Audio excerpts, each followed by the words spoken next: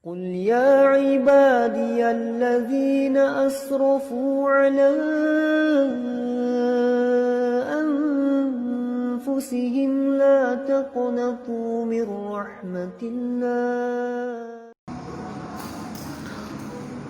بسم الله الرحمن الرحيم. السلام عليكم ورحمة الله وبركاته. الحمد لله على إحسانه وشكر له على توفيقه وامتنانه. أشهد أن لا إله إلا الله وحده لا شريك له تعظيما لشأنه، وأشهد أن محمدا عبده ورسوله الداعي إلى رضوانه، صلى الله عليه وعلى آله وأصحابه وإخوانه، أما بعد. يا أيها الذين آمنوا اتقوا الله حق تقاته ولا تموتن إلا وأنتم مسلمون.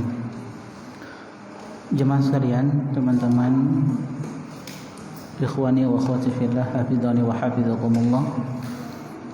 Insyaallah malam ini kita akan melanjutkan kajian rutin kita dari pembahasan kitab Al-Jadid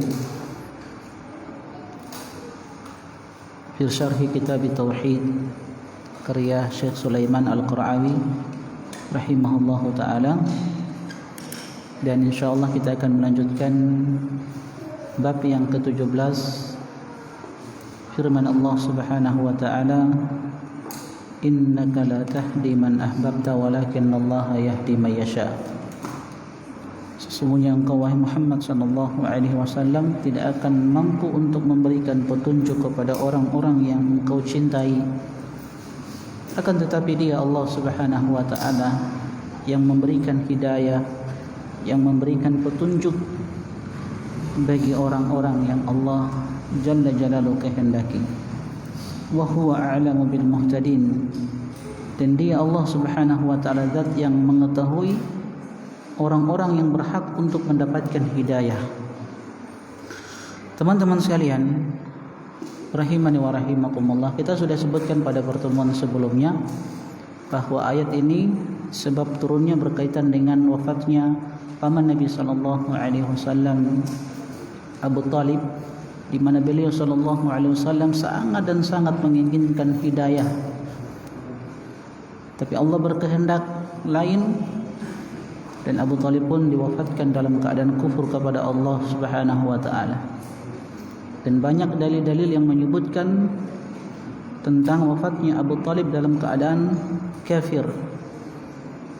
Kita sebutkan ini pada pertemuan sebelumnya sebab ada sebagian kelompok kaum muslimin yang mengatakan bahwasanya Abu Talib mati dalam keadaan muslim, bahkan lebih utama dari kalangan muhajirin dan al-ansar. Nah, teman-teman sekalian rahimani wa rahimakumullah, pada pertemuan kita kali ini kita akan sebutkan faedah-faedah yang dibawakan oleh penulis kitab Syekh Sulaiman Al-Qur'awi rahimahullahu taala. Antum yang punya bukunya silakan buka halaman 222. Faedah yang pertama yang bisa kita petik dari ayat dari surat Al-Qasas ayat 56, kata penulis rahimahullahu taala, ayat ini menafikan pemberian taufik oleh selain Allah Subhanahu wa taala. Allah Subhanahu wa taala sebutkan di dalam Al-Qur'an dalam surat Yunus ayat 100, wa ma kana li nafsin an tu'mina illa bi idznillah, dan tidak ada seorang pun yang ingin beriman kepada Allah Subhanahu wa taala illa bi idznillah, kecuali atas izin Allah Subhanahu wa taala. Dan kata para ulama, teman-teman sekalian, hidayah itu terbagi dua. Hidayah yang pertama adalah hidayatul irsyad. Apa itu hidayatul irsyad?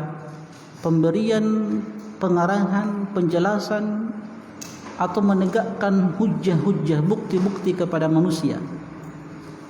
Yang ini dilakukan oleh para nabi, para rasul, dan dilakukan pula oleh orang-orang yang beriman yang mengikuti petunjuk mereka. Ini namanya hidayatul irsyad. Kita hanya diberikan hidayatul irsyad oleh Allah Subhanahu wa taala, mengarahkan manusia pada kebaikan-kebaikan, menegakkan hujah-hujah, bukti-bukti kepada manusia. Dan ini Allah Subhanahu wa taala sebutkan di dalam Al-Qur'an, wa innaka latahdi ila siratin mustaqim.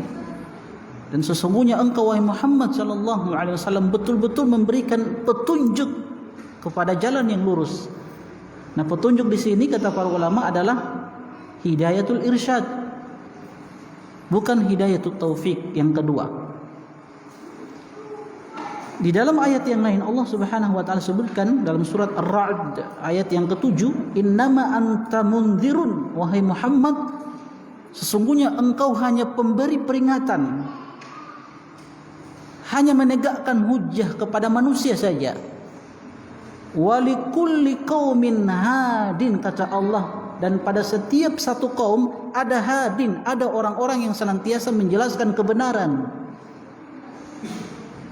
Ini dalil-dalil yang disebutkan oleh para ulama yang menunjukkan bahwasanya hidayatul irsyad dimiliki oleh para nabi, para rasul, dan orang-orang yang beriman. Ustadz, penuntut ilmu, tugas kita hanya menyampaikan saja, mengarahkan teman-teman, mengarahkan keluarga kepada kebaikan. Adapun yang kedua, hidayatut taufik. Ini adalah hidayah yang dimiliki oleh Allah Subhanahu wa taala. Apa itu?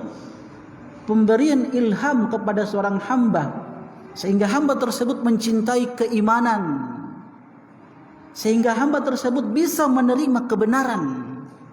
Nah, itu namanya hidayatut taufik. Allah berikan ilham kepada seorang hamba untuk mencintai keimanan. Allah bukakan hatinya untuk menerima kebenaran. Siapapun yang menyampaikan kebenaran itu, kalau Allah bukakan hatinya, dia akan menerima kebenaran tersebut. Ini hidayatut taufik. Dan banyak dalil-dalil yang menunjukkan tentang hidayatut taufik ini. Di antaranya teman-teman sekalian, apa yang Allah sebutkan di dalam Al-Quran dalam surat Al-Hajj ayat ke-16. Allah Jalla Jalaluhu berfirman, wa kadzalika anzalnahu ayatin mubayyinat, wa kadzalika anzalnahu ayatin bayyinatin wa annallaha yahdi may yurid. Yang demikian itu kata Allah Subhanahu wa taala, kami turunkan ayat-ayat kami sebagai penjelas, dan sesungguhnya Dia Allah Subhanahu wa taala memberikan petunjuk kepada orang-orang yang Allah Subhanahu wa taala inginkan, kehendaki.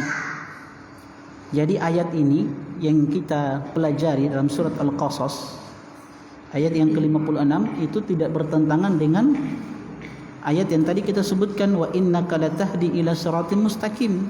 Surat Asy-Syura ayat yang ke-52 itu tidak bertentangan.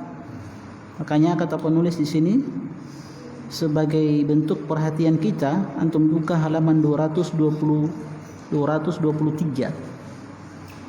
menggabungkan antara ayat ini dengan firman Allah Subhanahu wa taala, wa innaka latahdi ila siratin mustaqim. Bahwa ayat dalam bab ini secara maknawi menunjukkan bahwa yang dinafikan adalah hidayah taufik dari Nabi sallallahu alaihi wasallam. Itu maksudnya pembagian hidayatul irsyad dan hidayatul taufik. Sedangkan ayat yang 52 dari surat Asy-Syura yang tadi kita sebutkan, wa innaka latahdi ila siratal mustaqim, antum buka halaman 223.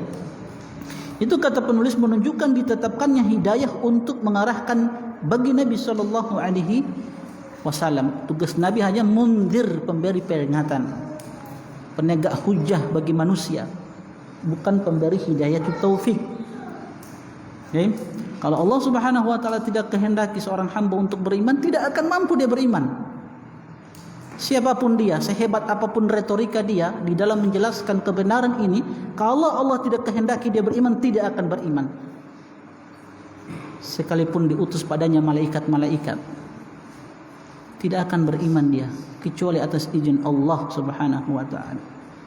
Allah tegaskan dalam surat Al-An'am ayat 111, walau anna nazzalna ilaihimul malaikata wa kallamahumul mauta wa hasyarna alaihim kulla syai'in qubula maka liyu'minu illa ayyasha Allah. Kata Allah, kalau sekiranya kami turunkan kepada mereka malaikat-malaikat untuk menyampaikan kebenaran, Ada orang-orang yang jelas-jelas Allah sesatkan. Turun padanya malaikat-malaikat Allah untuk menyampaikan kebenaran itu. Wa kallamahumul mauta, kata Allah. Orang-orang yang sudah mati dibangkitkan kembali. Orang-orang yang sudah ada di alam barzakh, yang sudah melihat tempat mereka di akhirat, itu dibangkitkan kembali untuk menjelaskan kebenaran kepada orang yang Allah inginkan kesesatan. Wa hasyarna kulla syai'in qubula, kata Allah, dan kami bangkitkan semua makhluk Allah, manusia yang pertama sampai manusia yang terakhir, Allah bangkitkan untuk menjelaskan kebenaran kepada orang yang Allah sesatkan. Kata Allah, maka liyu'minu, tidak akan beriman dia illa ayyasha Allah, kecuali atas izin Allah Subhanahu wa taala, atas kehendak Allah Subhanahu wa taala. Makanya Imam Al-Baghawi di dalam tafsirnya, tafsir Al-Baghawi, beliau menyebutkan tentang perkara ini. Kata beliau rahimahullahu taala, i'lamun anna ahadan la ya'malul khaira illa bi taufiqillah wa la syarran illa bi khudlanihi. Ini merupakan pemberitahuan dari Allah Subhanahu wa taala, pengumuman dari Allah Subhanahu wa taala, bahwa tidak ada satupun dari hamba-hambanya yang mampu untuk melakukan kebaikan kecuali atas taufik dari Allah Subhanahu wa taala. Taufik, sebuah kekuatan yang diberikan oleh Allah kepada seorang hamba untuk melaksanakannya, melaksanakan kebaikan. Kita tahu teman-teman sekalian, ada kebaikan-kebaikan. Tapi kalau Allah belum kasih taufik, sulit bagi kita untuk melaksanakan kebaikan tersebut, berat bagi kita. Itu bedanya hidayah dan taufik. Wala syarrun illa bi khudlanihi, dan tidak ada seorang hamba melakukan keburukan kecuali Allah tidak memberikan taufik padanya. Jadi kalau ada hamba yang melakukan keburukan, berarti Allah tidak kasih taufik kepadanya. Ini teman-teman sekalian menunjukkan bahwasanya Allah Subhanahu wa taala menafikan hidayah atau taufik dari Nabi kita Muhammad sallallahu alaihi wasallam, dari orang-orang yang beriman yang mengikuti petunjuk beliau sallallahu alaihi wasallam. Sama halnya dengan kisah Abu Talib. Beliau tahu kan kebenaran. Beliau tahu kebenaran yang dibawa oleh Nabi sallallahu alaihi wasallam. Salah satu syair beliau yang kita sudah sampaikan pada pertemuan yang lalu. Kata Abu Talib dalam syairnya apa? Laqad alimtu bi anna dina Muhammadin min khairil adyanil bariyati dina. Sungguh aku tahu bahwa sebaik-baik agama yang dianut oleh manusia adalah agama Muhammad sallallahu alaihi wasallam. Laulal malamatu au hadaru masabbatin, kalau sekiranya bukan karena cercaan dan makian dari orang-orang yang ada di sekitarku, la ra'aitani samhan bidzaka mubina, kalian akan melihat aku memeluk Islam yang dibawa oleh Muhammad sallallahu alaihi wasallam. Dia tahu kebenaran, tapi Allah inginkan dia dalam kesesatan. Dan ini juga menunjukkan kepada kita teman-teman sekalian bahwasanya yang maksum itu hanya para nabi dan para rasul. Keluarga Nabi tidak ada yang maksum. Apalagi yang bukan keturunan Nabi sallallahu alaihi wasallam. Jadi yang maksum sekali lagi cuma para nabi, para rasul. Lihat keluarga Nabi sallallahu alaihi wasallam, pamannya Abu Talib tidak beriman, kufur. Abu Lahab kufur kepada Allah Subhanahu wa taala. Sepupu beliau pembenci Islam siapa? Abdullah bin Abi Umayyah. Itu sepupu Nabi sallallahu alaihi wasallam, keluarga terdekat, kufur kepada Allah Subhanahu wa taala. Dan keluarga-keluarga yang lain. Ibrahim alaihissalam, keluarga terdekat beliau yang kufur kepada Allah siapa? Azar, bapaknya sendiri. Nuh alaihissalam, siapa yang kufur? Istri dan anaknya. Lut alaihissalam, siapa yang kufur? Istrinya. Ini menunjukkan kepada kita bahwasanya yang maksum itu, apa itu maksum? Maksum itu terjaga dari dosa dan kesalahan. Jadi yang maksum itu hanya para nabi dan para rasul. Adapun keluarga mereka tidak ada yang maksum. Orang-orang yang mengaku keturunan Nabi SAW, Anda tidak ada jaminan. Jadi jangan terlalu gulu di dalam mengagungkan keturunan Nabi sallallahu alaihi wasallam. Ya kalaupun benar dia keturunan Nabi, ya kita muliakan. Tapi jangan gulu juga kan? Itu kalau memang betul-betul dia keturunan Nabi sallallahu alaihi wasallam. Kalau cuma sekedar klaim, ya kita bisa klaim bahwa kita juga keturunan Nabi sallallahu alaihi wasallam. Yang penting apa modalnya apa? Hidung tinggi. Kalau pede itu jangan ngaku-ngaku keturunan Nabi. Iya, hidung mancung, antum kalau hidung mancung, antum bisa ngaku-ngaku keturunan Nabi. Bisa. Kalau cuma sekedar klaim kan, taruhlah dia keturunan Nabi. Ada jaminan dia maksum? Tidak ada jaminan. Nanti insya Allah pembahasan setelahnya itu bab yang ke-18 tentang apa? Sebab kekufuran adalah gulu terhadap orang-orang soleh. Itu bab setelahnya insya Allah kita akan pelajari. Hujan ya? Hah? Oh, insya Allah siapa yang pakai itu? Insya Allah.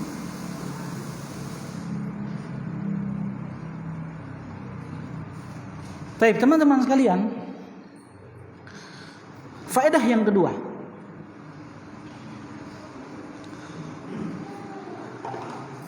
kata penulis rahimahullahu ta'ala, bahwa naluri menyayangi kerabat yang masih kafir, yang tidak memerangi Islam, ini faedah yang kedua ya, halaman 222. Bahwa naluri menyayangi kerabat yang masih kafir, yang tidak memerangi Islam, tidaklah bertentangan dengan iman. Sekali lagi, naluri menyayangi kerabat yang masih kafir, yang tidak memerangi Islam. Catatannya yang tidak memerangi Islam, kafir yang tidak memerangi Islam, dia keluarga kita. Ada naluri untuk menyayangi mereka, apalagi keluarga terdekat. Ini tidaklah bertentangan dengan iman kita kepada Allah Subhanahu wa ta'ala. Dan ini indahnya Islam yang diajarkan oleh Nabi sallallahu alaihi wasallam. Islam itu menjunjung tinggi keadilan, toleransi. Selama mereka orang-orang kafir tidak memerangi Islam, kafir harbi, maka kita berbuat adil kepada mereka. Kita boleh berbuat baik kepada mereka.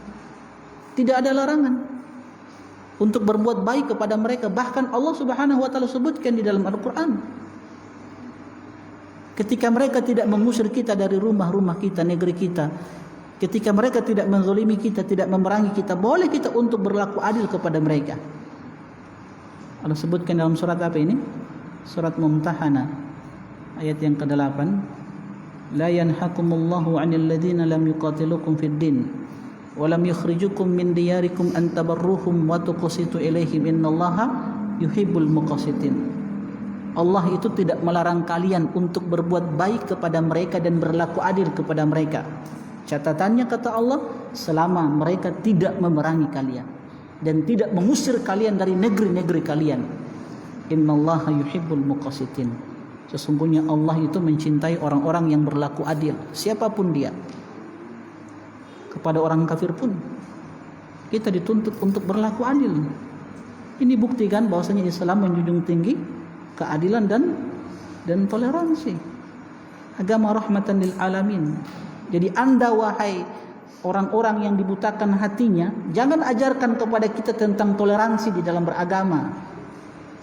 Ana akan sebutkan teman-teman sekalian ini sebagai faedah saja. Riwayat-riwayat yang menunjukkan bahwasanya Islam ini betul-betul agama toleransi. Agama yang menjunjung tinggi keadilan. Tidak membedakan entah dia muslim mau kafir, tetap ditegakkan keadilan. Riwayat yang pertama di dalam kitab Al-Irwa Al-Ghalil dari seorang tabi'in, Imam Mujahid rahimahullahu ta'ala. Beliau pernah menyebutkan kepada kita, ketika aku berada di sisi Abdullah bin Amr bin As, ini sahabat muda yang mungkin pernah kita kaji tentang biografi beliau, Abdullah bin Amr bin As. Imam Mujahid pernah mengatakan, aku pernah duduk di samping Abdullah bin Amr bin As. Ketika itu pembantu Abdullah bin Amr bin As sedang memotong kambing. Maka kata Abdullah bin Amr bin As radhiyallahu ta'ala anhuma, ya gulam, fa idza faraqta fabda bijarinal yahudi. Wahai pembantuku, kalau engkau selesai dari penyembelihan kambing itu, fabda bijarinal yahudi, maka mulailah lebih dahulu pembagiannya kepada orang Yahudi, tetangga kita. Lihat bagaimana ya, para salaf telah menunjukkan kepada kita bahwasanya Islam ini betul-betul mengajarkan pemeluknya untuk berbuat baik terhadap tetangga sekalipun kafir. Catatannya kafir zimmi, bukan kafir harbi, bukan kafir yang memerangi kaum muslimin, tidak. Kafir muahad, kafir yang mendapatkan perlindungan dari pemerintah kaum muslimin. Fabda bijarinal yahud, mulailah dengan tetangga kita Yahudi. Kalau mau bagi itu kambing dagingnya, mulai dari tetangga kita Yahudi yang terdekat dengan kita dulu, yang dikasih. Makanya Ibunda Aisyah pernah bercerita, aku bertanya kepada Nabi SAW, ya Rasulullah, wahai suamiku, saya punya 2 tetangga, siapakah yang lebih berhak untuk aku berikan hadiah? Apa jawaban Nabi SAW? Pintu yang paling terdekat dengan pintu rumahmu. Jadi kalau ada tetangga, kita bertetangga, misalkan rumah kita, rumah ini kita disuruh 1, 2, 3, 4. Yang keempat ini ahlu sunnah, yang ketiga ini muslim biasa-biasa saja, awam. Yang kedua ahlu bid'ah. Yang pertama, tetangga pertama Yahudi atau Nasrani. Siapa yang antum dahulukan untuk antum berikan hadiah makanan antum? Si kafir itu yang lebih dekat dengan pintu rumah antum. Lihat bagaimana keadilan Islam, Masya Allah. Makanya kita harus bangga dengan Islam. Nah, ketika Abdullah bin Mas'ud memerintahkan pembantunya untuk memulai pembagian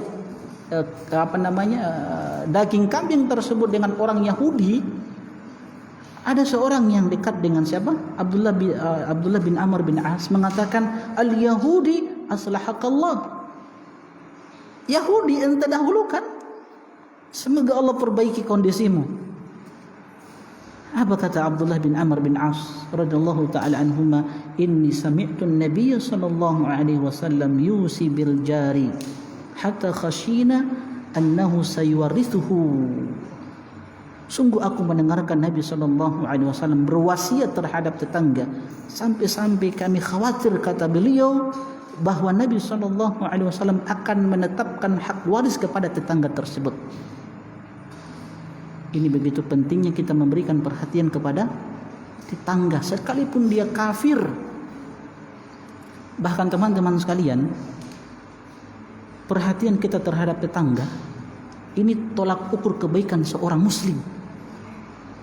Perhatian kita terhadap tetangga tolak ukur kebaikan seorang muslim. Apa dalilnya teman-teman sekalian? Hadis yang datang dari sahabat Abdullah ibn Mas'ud radhiyallahu taala anhu, ketika ada seorang sahabat yang bertanya kepada Nabi sallallahu alaihi wasallam. Ada sahabat datang kepada Nabi. Kita tahu kebiasaan para sahabat itu kalau datang kepada Nabi sallallahu alaihi wasallam bertanya tentang hal-hal yang baik. Mereka minta arahan dari Nabi, apa sih amalan-amalan yang baik? Amalan-amalan yang bisa menguatkan keimanan.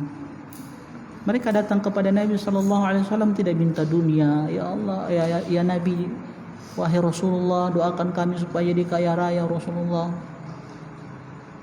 Mereka datang itu minta amalan yang bisa mengantarkan mereka ke surga Allah Subhanahu wa taala. Orang ini datang kepada Nabi SAW dan bertanya kepada Nabi SAW, ya Rasulullah, bagaimana aku bisa mengetahui bahwasanya aku ini orang baik? Apa jawab Nabi SAW? Idza qala jiranuka qad ahsanta faqad ahsanta. Nabi mengatakan kepada orang tersebut, kalau tetanggamu berkata kepada engkau orang yang baik, maka sungguh engkau adalah muslim yang baik. Wa idza qala laka, kalau tetanggamu berkata kepadamu qad asa'ta faqad asa'ta. Kalau tetanggamu memberikan komentar bahwasanya engkau itu orang yang buruk, bahwa sungguh engkau muslim yang buruk. Lihat bagaimana Islam sekali lagi memberikan perhatian yang besar kepada tetangga. Ya, makanya teman-teman sekalian, kalau hidup bertetangga itu jangan bikin tetangga sakit hati. Apalagi putar musik. Ya, saya pernah rasakan bagaimana hidup dengan tetangga yang awam, luar biasa. Kalau belajar sunnah mereka, insya Allah kita ini hidup damai, tenang, ya. Makanya kalau ada lingkungan sunnah itu, masya Allah. Alhamdulillah sekarang ada teman-teman yang buka, masih ada kaplingan yang kosong. Kalau antum mau beli kaplingan kosong sana di Limboto sana. Nah, insya Allah. Dulu alam apa masih ada atau tidak? Masih ada ya? So habis kaplingan. Ya alhamdulillah, asal tidak ambil kaplingan di masjid yang insya Allah kita akan bangun. Masjid apa namanya? Masjid Abu Bakar. Ya, kita ingin ciptakan lingkungan sunnah supaya hidup bertetangga dengan tetangga yang paham sunnah. Karena pengaruh juga ke anak-anak kita kan. Antum sehebat apapun antum mau menjaga anak itu tidak mendengarkan musik-musik, tapi kalau antum hidup dengan tetangga yang awam, dia putar musik, anak jadi hafal lagu-lagu. Baik. Riwayat yang kedua, bukti yang menunjukkan Islam itu adalah agama yang menjunjung tinggi apa? Toleransi, keadilan. Di dalam surat Luqman ayat yang ke-15, Allah Subhanahu wa taala menjelaskan bagaimana bermuamalah yang baik kepada keluarga yang non muslim, khususnya kepada kedua orang tua yang kafir. Wa in jahadaka ala an tusyrika bima laysa laka bihi ilm fala tuti'huma wa sahibhuma fid dunya ma'rufa, kata Allah. Dan keduanya kalau memerintahkan kepadamu untuk menyekutukan Allah Subhanahu wa taala dengan sesuatu yang engkau tidak punya pengetahuan tentangnya, fala tuti'huma, jangan taati keduanya. Wa sahibhuma fid dunya ma'rufa, dan gaulilah keduanya dengan cara apa? Cara yang baik dalam kehidupan dunia ini. Ini juga menunjukkan bahwasanya Islam memberikan perhatian kepada keluarga yang kafir untuk kita senantiasa berbuat baik kepada mereka. Jadi tidak bertentangan dengan apa? Keimanan seorang muslim dan muslimah. Bahkan di antara perkara yang baik yang kita berikan kepada orang-orang kafir, apalagi karib kerabat kita, adalah mendoakan hidayah untuk mereka. Doakan kebaikan untuk mereka, jangan binasakan. Ya, doakan kebaikan supaya mereka dapat hidayah. Riwayat yang ketiga, bukti yang ketiga yang menunjukkan Islam ini adalah agama yang menjunjung tinggi keadilan dan toleransi. Di dalam riwayat Bukhari, Rasulullah sallallahu alaihi wasallam pernah bersabda, "Man qatala mu'ahadan lam yarah raihal jannah wa inna rihaha la yujadu min masirati 40 ama."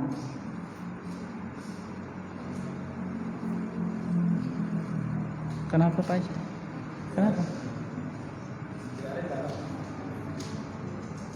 Tidak jelas suara.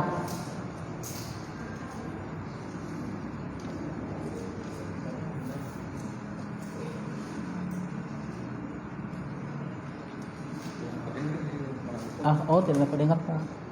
Tidak kasih suara. Tes. Pas begini. Sudah begini saja. Oh iya. Tes.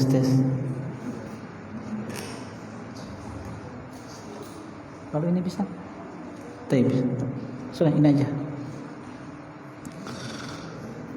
Teman-teman sekalian, rahimani wa rahimakumullah. Bukti yang ketiga yang menunjukkan Islam menjunjung tinggi toleransi, apa yang diriwayatkan oleh Imam Bukhari rahimahullahu taala, Rasulullah sallallahu alaihi wasallam bersabda, "Man qatala mu'ahadan lam yarah rahihatal jannah wa inna rihaha la yujadu min masirati 40 aman." Siapa yang membunuh orang kafir, maksudnya kafir apa? Kafir mu'ahad, kafir yang mendapatkan perlindungan dari pemerintah. Siapa yang membunuh orang kafir yang memiliki perjanjian dengan kaum muslimin, lam yarah raihatal jannah, maka dia tidak akan mencium wanginya surga. Wa inna rihaha la yujadu min masirati 40 ama. Padahal wangi surga itu kata Nabi sallallahu alaihi wasallam tercium sejauh jarak 40 tahun perjalanan, masyaallah. Jangankan masuk ke dalam surga, mencium wangi surga saja dia tidak dapatkan. Ya. Ini jelas-jelas menunjukkan kepada kita Islam sekali lagi menjunjung tinggi keadilan, menghargai orang-orang kafir selama mereka tidak memerangi kaum muslimin, berbuat baik kepada mereka, menjaga harta mereka. Ya, kita harus jaga harta mereka, tidak boleh dizalimi mereka, enggak boleh. Enggak bisa mentang-mentang mereka kafir terus antum zalimi, antum ambil hartanya, enggak boleh. Haram dalam Islam.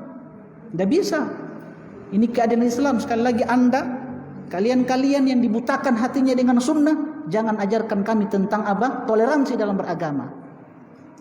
Kita sudah diajarkan oleh Nabi SAW bagaimana bertoleransi di dalam beragama, bagaimana bermuamalah dengan mereka, supaya anda tahu. Nabi SAW bersabda, "Ala man zalama mu'ahadan aw intaqasahu aw kallafahu fawqa taqatihi aw akhadha minhu syai'an bighairi tibi nafsin fa anna hajijuhu yaumal qiyamah." Siapa yang menzalimi orang kafir apa? Mu'ahad. Dia zalimi, dia ambil hartanya, dia pukul dia. Awin taqasahu, atau dia rendahkan kafir tersebut, dia hina. Ya intinya dia zalimi. Au kallafahu fawqa taqatihi, atau dia bebankan orang kafir ini dengan sesuatu yang dia tidak mampu untuk kerjakan. Au akhadha minhu syai'an bighairi tibi nafsin, atau kata Nabi sallallahu alaihi wasallam, seseorang yang mengambil sesuatu dari orang kafir bighairi tibi nafsin, tanpa keridhaan dia. Antum ambil harta dia tanpa keridhaan dia.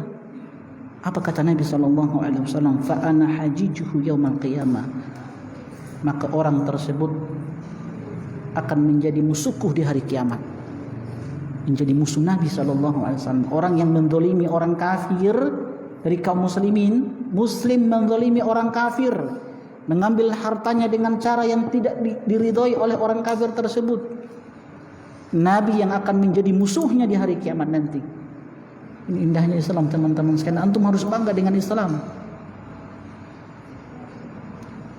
Yang keberapa? Yang keempat. Ini banyak sekali riwayat yang menunjukkan apa? Islam menjunjung tinggi keadilan yang tidak bertentangan dengan keimanan seorang muslim.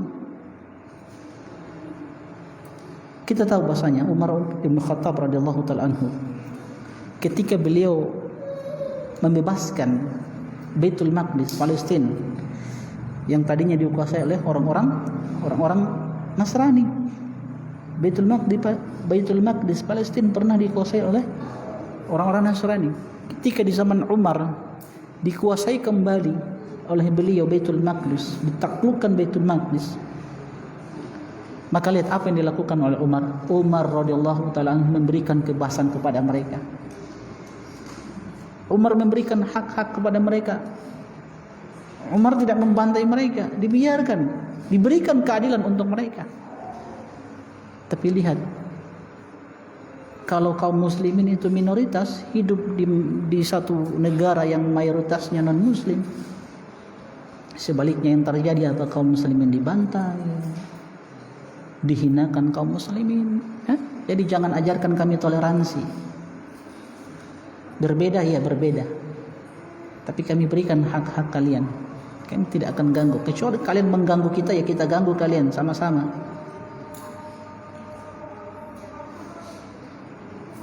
Teman-teman sekalian, insyaallah kita lanjutkan setelah azan dikumandangkan.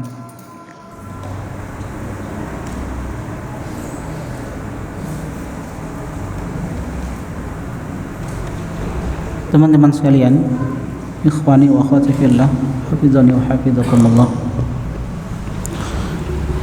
Kemudian faedah yang ketiga, halaman 222. Kata penulis rahimahullahu taala, ayat ini, ayat yang mana dimaksudkan? Surat Al-Qasas 56. Ayat ini juga menetapkan sifat berkehendak bagi Allah Subhanahu wa taala sebagaimana yang layak bagi Dia Allah Subhanahu wa taala. Apa maksudnya teman-teman sekalian? Kita tetapkan iradatullah, sifat kehendak Allah Subhanahu wa taala. Maksudnya semua yang terjadi di alam semesta ini itu dengan kehendak Allah Subhanahu wa taala.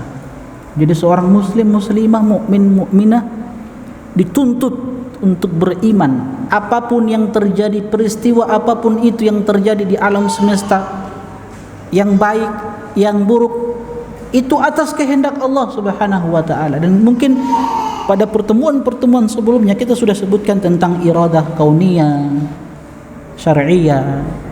Ya, kita sudah jelaskan ini, untuk buka rekamannya lagi. Intinya kita dituntut untuk apa?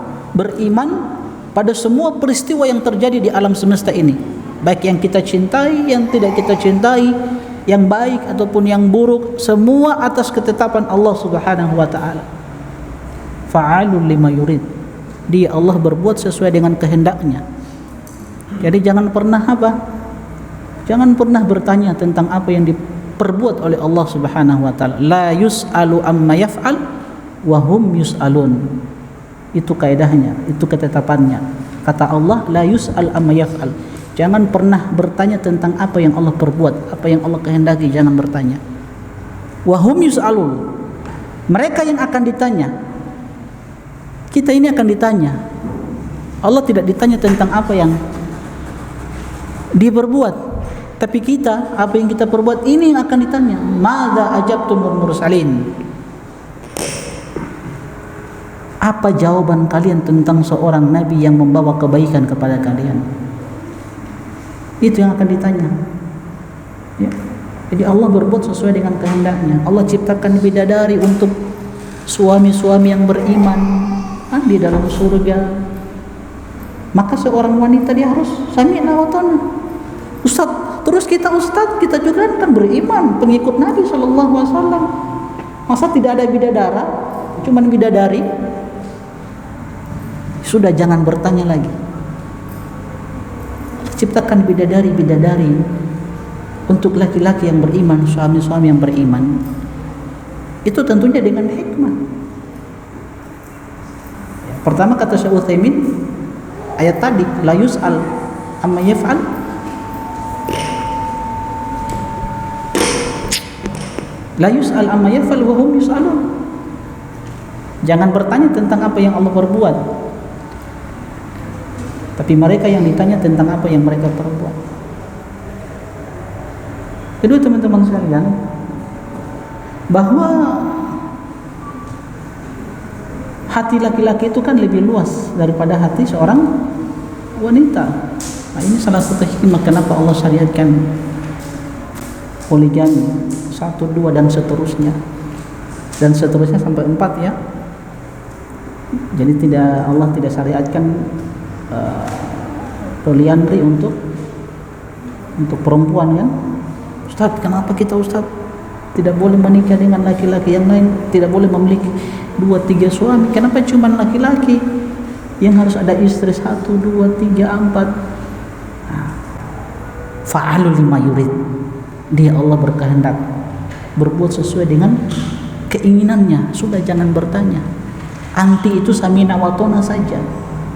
Dukung suami untuk poligami, insyaallah. Ya, begitu samina wa ta'na. Kan anti sudah belajar tauhid, fa'alul lima yurid. Ketika Allah Subhanahu wa taala menyebutkan tentang orang-orang yang beriman masuk ke dalam surga, wasiqal ladzina taqaw rabbahum ila jannati zumara. Ketika orang-orang bertakwa itu kan dibawa masuk ke dalam surga, masuk ke dalam surga di pintu surga kan zumara. Zumara itu apa? Zumara itu berjamaah, rombongan-rombongan. Jadi kaum muslimin nanti insya Allah orang-orang beriman itu di hari kiamat, setelah mereka selamat dari jembatan yang terbentang di atas neraka Jahannam, itu mereka berombongan menuju pintu surga Allah Subhanahu wa taala. Ayat tadi yang kita bacakan, wasiqal ladzina taqaw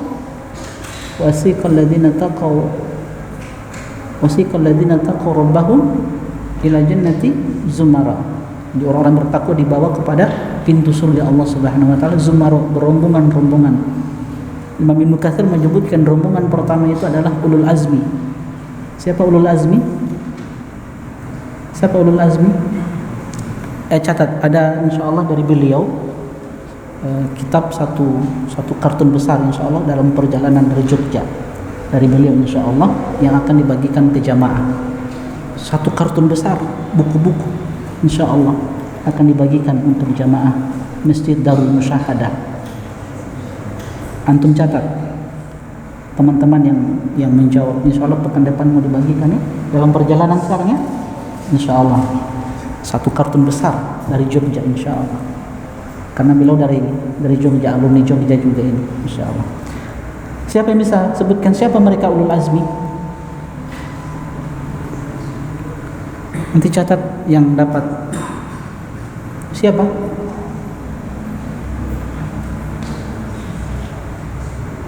Siapa yang bisa sebutkan ulul azmi?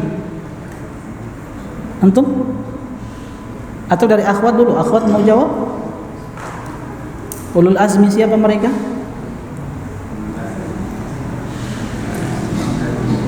Oke, nggak ada yang menjawab. Siapa ulul azmi? Hah? 1 Nabi Nuh alaihi salam. 2 Oke, Nabi Isa. 3 Muhammad SAW. 4 Hah?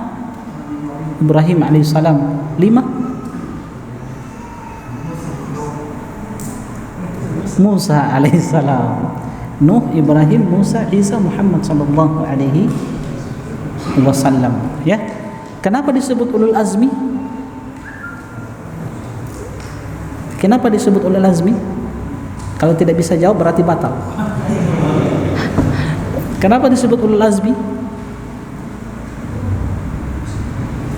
Oke, catat namanya. Siapa mau jawab? Kenapa disebut ulul azmi mereka ini? Nuh, Ibrahim, Musa, Isa, Muhammad sallallahu alaihi wasallam. Kenapa disebut ulul azmi? Catat beliau ya. Siapa mau jawab? Oi, jamaah. Oi, bagaimana nih jamaah ini? Akhwat, ada mau jawab? Kenapa? Suara kurang jelas. Oh, samar-samar. Tapi siapa? Kenapa mereka disebut ulul azmi? Kenapa? Gelar yang khusus. Masya Allah sudah benar tapi kurang tepat. Kenapa ulul azmi disebut ulul azmi mereka ini?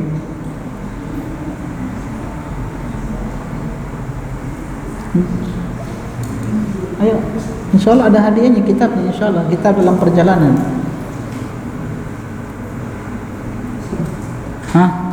Kenapa? Kenapa? Karena ya mempunyai masing-masing. Antum kalau belajar bahasa Arab pasti antum tahu jawabannya. Dikatakan ulul azmi, azam dari kata azam. Oh, Masya Allah. Jadi catat 2 kali beliau dapat hadiah, Masya Allah.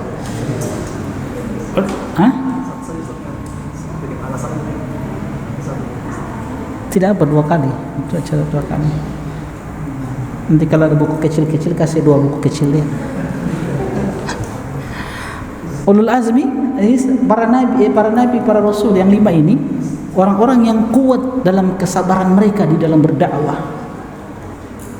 Tekad mereka yang kuat dikatakan azm. Azm itu kan tekad. Ulul azmi, nabi-nabi yang punya kesabaran yang kuat, tekad yang kuat di dalam berdakwah. Walaupun dicaci maki, walaupun diusir, tetap semangat di dalam berdakwah. Dakwah apa yang mereka tegakkan? Dakwah tauhid. Ya. Ini rombongan pertama yang masuk ke dalam surga Allah Subhanahu wa taala. Nah, setelah itu rombongan yang kedua para nabi-nabi yang lainnya yang bukan ulul azmi, kemudian para syuhada, para siddiqin, para solihin, dan orang-orang yang beriman di bawah mereka. Rombongan-rombongan kita masuk ke dalam surga Allah Subhanahu wa taala. Imam Ibnu Qayyim katakan Allah tidak jadikan orang-orang beriman itu masuk surga sendirian, tidak ada yang sendirian. Jadi rombongan-rombongan sesuai dengan kadar amalan mereka. Ahlu sholat, orang yang hebat dalam sholatnya, maksudnya sholat-sholat sunnahnya. Ada satu rombongan ahlu sholat yang masuk. Ahlu puasa, orang-orang yang hebat dalam puasa-puasa sunnahnya, satu rombongan mereka. Ahlu jihad, orang yang senantiasa berjihad, satu rombongan. Orang-orang yang senantiasa berbakti kepada kedua orang tuanya, satu rombongan mereka. Ahlu sedekah, orang-orang yang rajin bersedekah, satu rombongan mereka. Ini amalan-amalan yang menjadi andalan mereka. Orang-orang yang rajin menuntut ilmu, satu rombongan mereka. Orang-orang yang poligami, satu rombongan. Jomblo-jomblo, satu rombongan. Jadi jangan khawatir, antum tidak sendiri masuk surga. Ada teman antum juga yang jomblo. Intinya zumaro, berombongan mereka masuk ke dalam surga Allah Subhanahu wa ta'ala. Baik, jemaah sekalian kita percepat ya. Baik, kita tidak akan panjang lebar.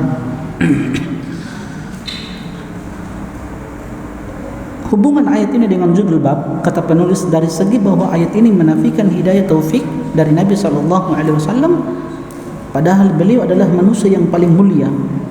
Oleh karena itu, jika ini dinafikan dari Nabi SAW, padahal beliau memiliki kedudukan agung seperti itu, maka dinafikannya dari selain beliau tentu lebih patut, lebih utama.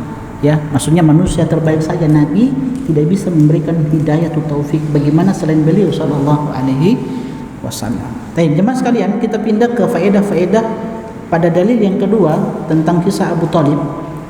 Ya. Kita sudah jelaskan dalil ini. Kita ingin sebutkan saja faedah-faedahnya.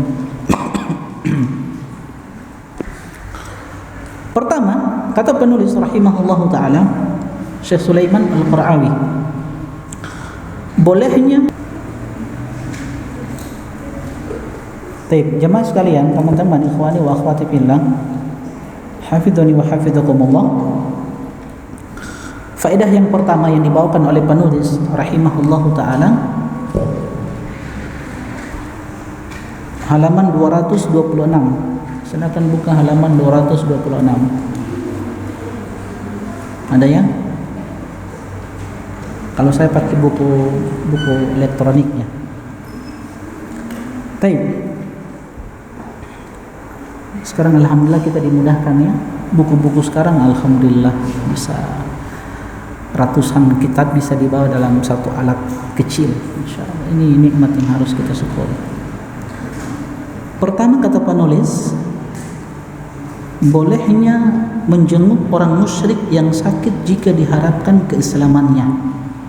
Kita kan sudah bawakan kisah Abu Thalib ketika didatangi oleh Nabi SAW dalam sakratul maut. Nabi tawarkan keislaman kepada beliau, tapi Allah berkehendak Abu Thalib mati di atas kekafiran. Maka ini, kata penulis, bolehnya, faedahnya, bolehnya kita menjenguk orang musyrik yang sakit jika diharapkan keislamannya. Boleh. Dan itu dipraktekkan oleh Nabi SAW. Ada seorang anak Yahudi yang senantiasa melayani Nabi SAW. Ketika dia sakit, Nabi SAW mengunjungi anak tersebut. Lantas Nabi SAW tawarkan keislaman kepadanya dalam keadaan sakit keras. Nabi katakan, aslim, masuk Islam engkau wahai anak kecil. Akhirnya anak ini menoleh kepada bapaknya Yahudi juga. Tapi apa kata bapaknya? Ati Abul Qasim. Sudah taati saja Abul Qasim. Abul Qasim siapa? Nabi sallallahu alaihi wasallam. Salah satu dari nama-nama Nabi sallallahu alaihi wasallam Abul Qasim. Sudah taati saja Muhammad sallallahu alaihi wasallam. Maka anak ini pun masuk Islam.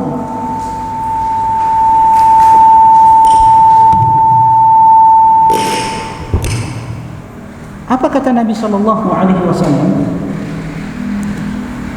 ketika mendengarkan anak ini masuk Islam?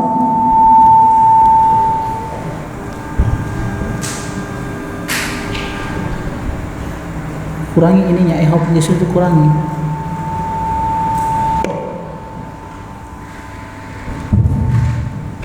Sudah. Tes 1 2 tes. Baik, langsung saja, itu tidak antum nanti. Yang sana kurangi ininya, volumenya. Yang kurangi yang ini. Terlalu.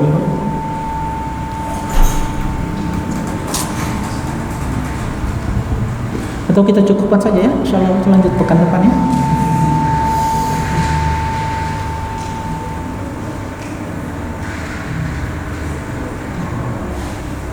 Tes, oke.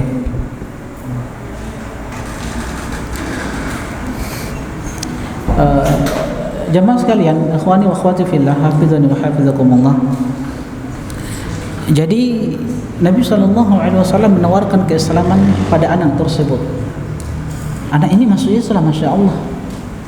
Maka apa jawaban, apa kata Nabi sallallahu alaihi wasallam? Saking gembiranya Nabi sallallahu alaihi wasallam beliau mengucapkan alhamdulillahilladzi anqadhahu minan nar. Segala puji bagi Allah Subhanahu wa taala yang telah menyelamatkan anak ini dari neraka. Ini juga menunjukkan kepada kita semangat Nabi sallallahu alaihi wasallam di dalam memberikan hidayah kepada orang lain. Buktinya paman beliau. Maka teman-teman sekalian, kalau ada keluarga kita, saudara kita yang di atas kekufuran, dalam keadaan sakit keras, sakaratul maut, antum tawarkan keislaman. Tawarkan keislaman yang dengan satu kalimat itu bisa menyelamatkan dia dari neraka Allah Subhanahu wa taala. Jadi seorang muslim itu harus punya semangat berdakwah seperti Nabi sallallahu alaihi wasallam, karena beliau Nabi sallallahu alaihi wasallam orang yang paling menginginkan kebaikan untuk umat manusia ini. Laqad ja'akum rasulun min anfusikum azizun 'alaihi ma 'anittum harisun 'alaikum bil mu'minina raufur rahim. Sungguh telah datang kepada kalian seorang rasul dari diri kalian, yang rasul ini harisun 'alaikum, punya semangat di dalam memberikan kebaikan, hidayah untuk kalian, kebaikan dunia dan kebaikan akhirat. Kemudian yang kedua, kita percepat bahwa siapa yang mengucapkan la ilaha illallah ketika akan meninggal dunia, dia dianggap seorang muslim secara zahir sekalipun belum sempat beramal soleh. Sekalipun belum sempat beramal soleh, kalau dia sudah mengucapkan kalimat tauhid la ilaha illallah secara zahir, dia dihukum sebagai muslim. Ya. Untuk perkara hati itu urusan Allah Subhanahu wa taala. Kita menghukumi seseorang itu secara zahir. Antum tahu kisah tentang Usamah bin Zaid bin Haris radhiyallahu taala anhuma, ketika beliau bertemu dengan seorang musuh dalam satu peperangan. Yang musuh ini mau ditebas oleh siapa? Usamah bin Zaid.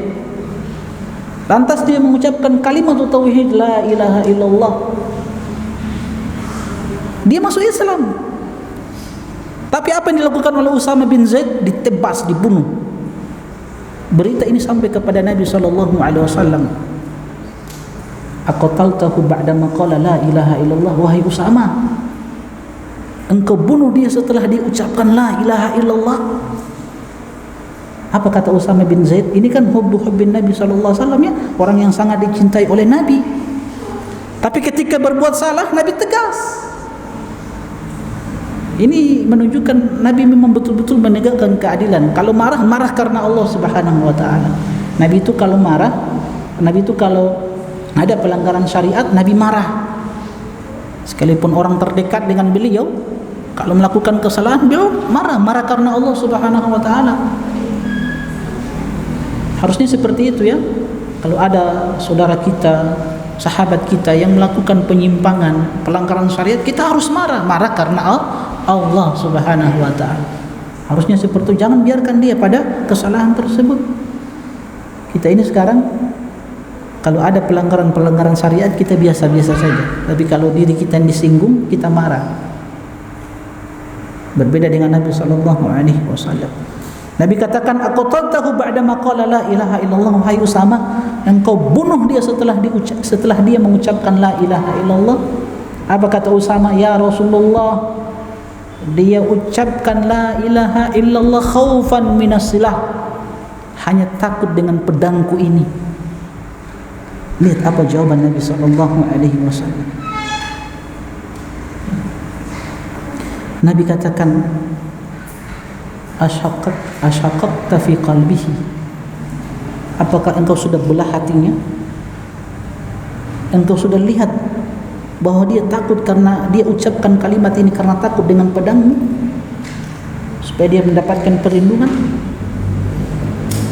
Nabi marah, dan itu Nabi ulangi sebanyak 3 kali, sampai Usama itu mengatakan, hatta tamanaitu anni lam akun aslamtu qabla dzalikal yaum.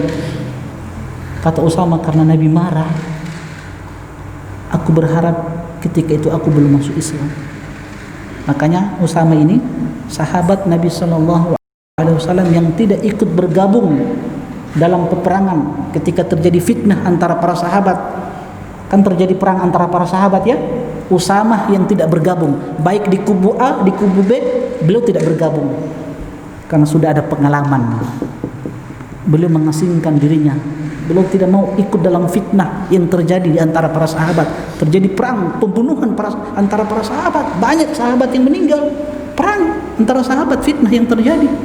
Ya kita katakan itu ijtihad mereka para sahabat. Nah, Usama ini tidak bergabung. Karena apa? Pernah beliau mengalami.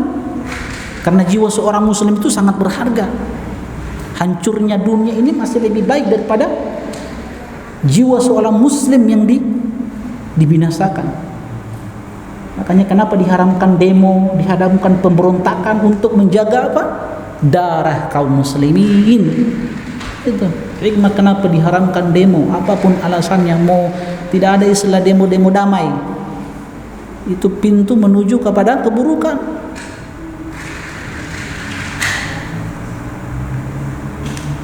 Yang ketiga, bahwa amal-amal perbuatan itu tergantung kepada penutupnya. Ini penting teman-teman sekalian. Kata penulis bahwa amalan-amalan perbuatan itu tergantung kepada penutupnya. Nabi SAW bersabda apa? Innamal a'malu bil khawatim. Sesungguhnya amalan-amalan itu tergantung pada penutupnya. Ini teman-teman sekalian, hadis ini harusnya menjadi penguat, harusnya menjadi pendorong bagi kita untuk senantiasa beribadah, senantiasa menuntut ilmu. Karena tidak ada jaminan. Tidak ada jaminan bagi kita yang sudah kenal sunnah, yang sudah memelihara jenggot, celananya cingkrang, pakai cadar, dia tidak ada jaminan dia bisa istiqomah, dia bisa mati husnul khatimah. Tidak ada jaminan. Tidak ada jaminan.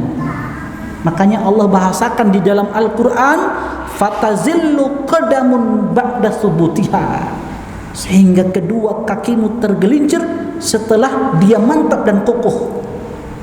Jadi Allah tidak katakan di dalam Al-Quran fatazillu qadamun li'adami subutiha, kaki itu tergelincir karena tidak kokoh, tidak mantap, tidak istiqomah. Allah tidak katakan seperti itu. Tapi Allah bahasakan kaki itu tergelincir setelah dia kokoh istiqomah. Ini menunjukkan apa? Bahwa seorang muslim itu harus takut dengan yang namanya kematian. Makanya salaf itu dahulu menangis. Sufyan Ats-Tsauri rahimahullah ta'ala menangis. Karena apa? Jangan sampai kematian datang kepada dia mati dalam keadaan kufur kepada Allah Subhanahu wa taala. Karena Allah katakan fatazillu qadamun ba'da subutiha. Antum datang di majelis ilmu, dengar nasihat itu tidak cukup. Tidak cukup teman-teman sekalian. Apalagi yang teman-teman yang jarang hadir di majelis ilmu sudah merasa anak sudah dapat hidayah, anak sudah mengenal sunnah sudah puluhan tahun. Tidak ada jaminan teman-teman sekalian, tidak ada jaminan. Banyak kisah-kisah yang kita sudah sebutkan. Contoh pembunuh Ali bin Abi Thalib. Siapa pembunuh Ali bin Abi Thalib? Menantu Rasulullah sallallahu alaihi wasallam. Siapa teman-teman sekalian? Pembunuh Ali siapa? Peminum khamar? Pezina? Ya, tidak, ahli ibadah. Siapa dia? Siapa? Catat yang bisa jawab, catat. Siapa pembunuh Ali? Siapa? Seorang khawarij. Siapa dia? Siapa? Jangan jawab, antum sudah dapat buku. Siapa teman-teman? Akhwat? Siapa pembunuh Ali? Abdurrahman bin Muljam. Antum tahu Imam Zahabi ulama besar pernah mengatakan tentang Abdurrahman bin Muljam, kana abidan qanitan lillah. Ibnu Muljam ini adalah ahli ibadah, qanitan lillah, taat beragama. Bukan peminum khamar, bukan pezina yang membunuh Ali, menantu Rasulullah SAW. Bukan seorang yang lahir dari keluarga yang broken home, bukan, ahli ibadah. Apa kata Imam Zahabi? Walakinnahu khutima bisyarr. Ahli ibadah, tapi Allah tutup kehidupan dia dengan keburukan, membunuh sahabat terbaik yang telah dijamin masuk surga, sahabat Ali bin Abi Thalib, ponakan Nabi sekaligus menantu Rasulullah sallallahu alaihi wasallam. Ahli ibadah akhirnya menyimpang khawarij. Bahkan dia itu ketika membunuh Ali, antum tahu dia sedih? Tidak sedih, gembira dia. Dianggap itu ibadah yang bisa mengantarkan dia ke surga Allah. Fatazilu qadamun ba'da thubutiha. Kaki itu tergelincir setelah apa? Setelah dia kokoh. Jadi jangan pernah merasa antum sudah kokoh, sudah mantap. Jangan. Bahkan semangat menuntut ilmu, dengar nasihat itu tidak cukup. Harus kita dengar nasihat dan kita amalkan nasihat tersebut. Makanya Allah bahasakan di dalam Al-Quran teman-teman sekalian, walau annahum fa'alu ma yu'aduna bihi lakana khair lahum wa ashadda tathbita.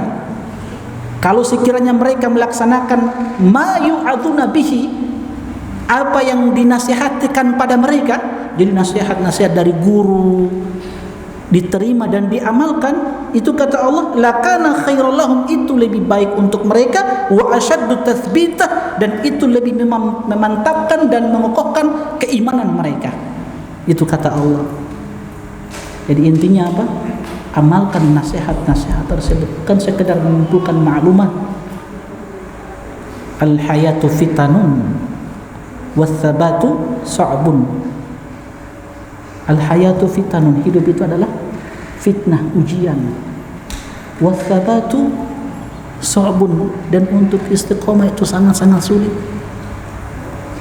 Antum tidak usah jauh-jauh, teman-teman kita yang tadinya dia bercadar, dia pakai jilbab besar, dia sudah mulai lepas cadarnya, jilbab besarnya sudah mulai dilepas dan dia sudah memakai yang pendek, sudah berpenampilan sebagai wanita awam. Tadinya dia belajar, waliyadzubillah. Ada terjadi. Tidak ada jaminan. Tidak ada jaminan. Makanya kita dituntut untuk apa? Senantiasa menuntut ilmu. Bahkan Rasulullah SAW bersabda apa? Laqalbu ibnu Adam asyaddun kilaban minal qidri idza tama'at ghaliya. Hati anak Adam itu, kata Nabi SAW, dia berbolak-balik sangat cepat melebihi air yang mendidih. Untuk lihat air yang mendidih ya, air yang mendidih. Nah, kata Nabi, hati orang beriman dia cepatnya dia berbolak-balik, melebihi air yang mendidih. Maka tidak ada jaminan teman-teman sekalian, kecuali kita terus berdoa kepada Allah Subhanahu wa taala, meminta istiqamah, meminta hidayah. Ya muqallibal qulub tsabbit qalbi ala dinik. Sekali lagi, tidak ada jaminan. Jangan antum sudah merasa kokoh dengan penampilan jenggot antum, jangan merasa kokoh dengan penampilan cingkrang antum, jangan pernah merasa kokoh dengan penampilan cadar anti. Jangan. Tidak ada jaminan. Kita harus menuntut ilmu terus dan berdoa kepada Allah Subhanahu wa taala sehingga kita diwafatkan dalam keadaan husnul khatimah. Kenapa? Orang-orang yang tadinya di atas sunnah kemudian dia menyimpang, su'ul khatimah waliyadzubillah, karena bermudah-mudahan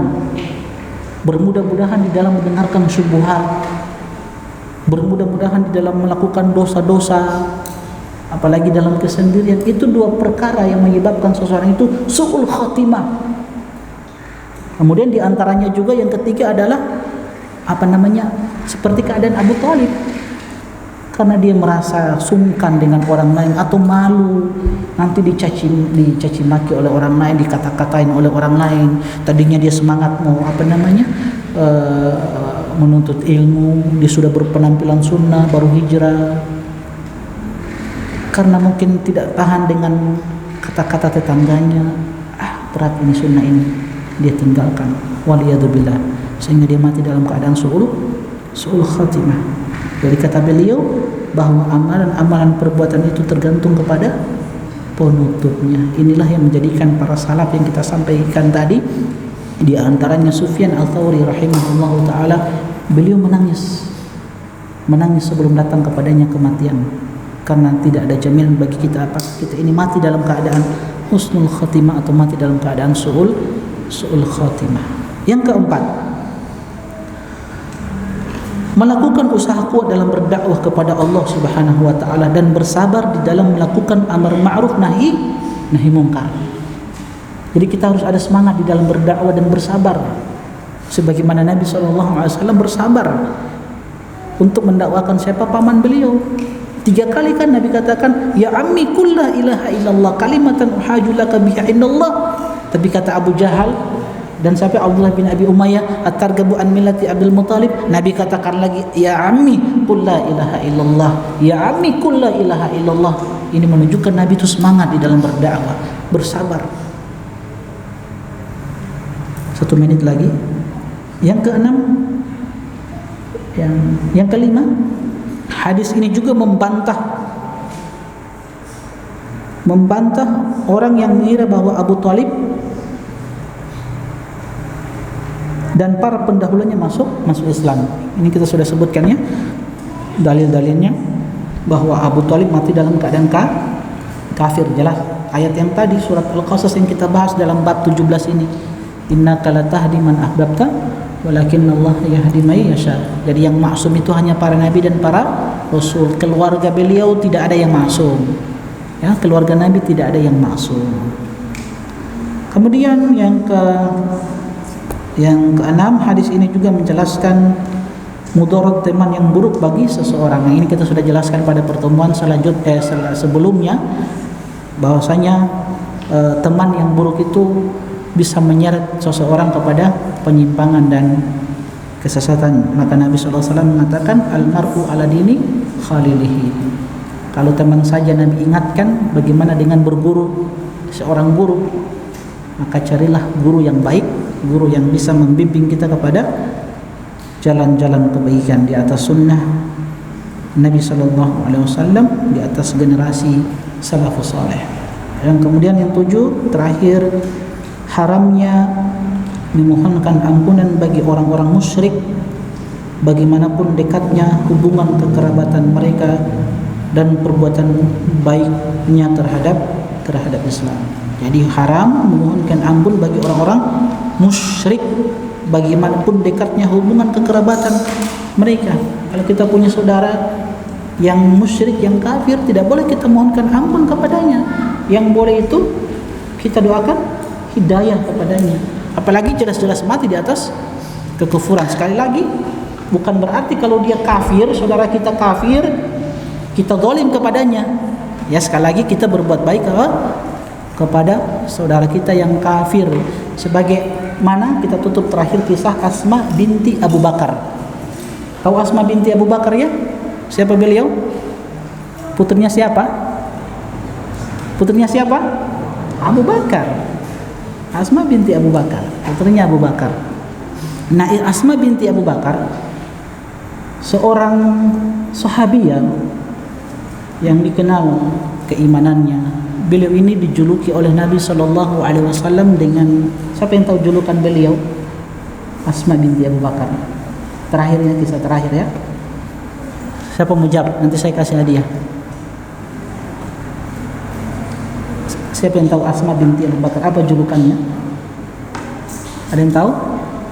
Julukannya adalah Dzatun Nitaqaini. Dzatun Nitaqaini. Apa maksudnya Dzatun Nitaqaini? Ini gelar yang diberikan oleh Nabi SAW kepada Asma binti Abu Bakar.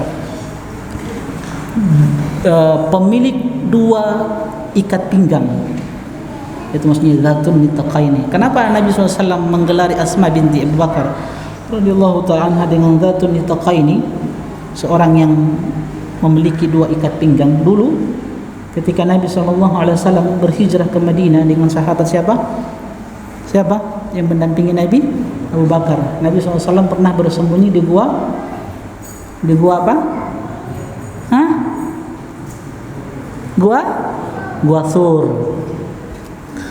Di gua Thur. Asma binti Abu Bakar, dialah yang membawa makanan dan minuman untuk Nabi SAW. Ikat pinggangnya itu dibelah dua, dan diikatkan untuk makan sebagai apa? Beliau ikatkan dengan dua ikat pinggang ini makanan dan minuman untuk Nabi SAW, disembunyikan oleh beliau dan dibawa kepada Nabi SAW supaya tidak diketahui oleh orang-orang musyrik. Makanya digelari oleh Nabi dengan Dzatun Nitaqaini. Nah, Asma binti Abu Bakar ini datang kepada Nabi SAW, ya Rasulullah, ibuku musyrik, kafir, datang dari Mekah ke Madinah untuk berziarah kepadaku. Afa asiluha? Ya Rasulullah, bolehkah aku jalin hubungan dengan ibuku? Apa kata Nabi SAW? Naam, siliha. Boleh, silakan jalin hubungan dengan ibumu. Bisa. Selama dia datang untuk apa? Kebaikan, bukan untuk memerangi kita. Ini dalil yang sangat tegas. Boleh bagi kita untuk menjalin hubungan dengan mereka, saudara-saudara kita yang dalam keadaan kafir. Sekali lagi ini juga bukti bahwasanya Islam adalah agama yang menjunjung tinggi keadilan dan toleransi. Alhamdulillah kita di atas hidayah, di atas sunnah Nabi Sallallahu Alaihi Wasallam. Ini saja yang dapat saya sampaikan teman-teman sekalian. InsyaAllah pertemuan selanjutnya bab yang ke-18, bab ma jaa anna sababi kufri bani Adam wa tarkihim dinahum huwal ghulu fi salihin. Bab yang ke-18 insyaallah kita akan pelajari pada pertemuan selanjutnya, keterangan bahwa sebab kekafiran manusia dan sebab mereka meninggalkan agama mereka adalah sikap gulu, berlebih-lebihan terhadap orang-orang soleh. Ada pertanyaan? Alhamdulillah tidak ada. Subhanakallahumma bihamdik, asyhadu an la ilaha illa anta, astaghfiruka wa atubu ilaik. Assalamualaikum warahmatullahi wabarakatuh. قل يا عبادي الذين أسرفوا على أنفسهم لا تقنطوا من رحمة الله